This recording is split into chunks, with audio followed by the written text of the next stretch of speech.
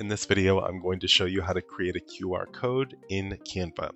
So once your flyer is done, let's say that this is it. What you're going to want to do is grab the link for your event, okay? And then after you've got it copied, right, what you're going to do is come over here to Canva and click on where it says apps. I'm going to type in QR and then let's see if it pops up. There it is, QR code. Now you're going to have to press something that probably says open if this is your first time, but then all you do is just paste in the code there.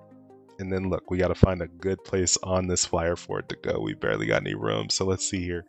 Yeah, that's fine, right? And then, you know what? Let's just highlight it a little bit more. Scan me, right? Perfect. So then I'm going to go ahead and put that right there. And literally that's good to go. Probably could move that down just a little and up, and then probably move this one down just a little bit.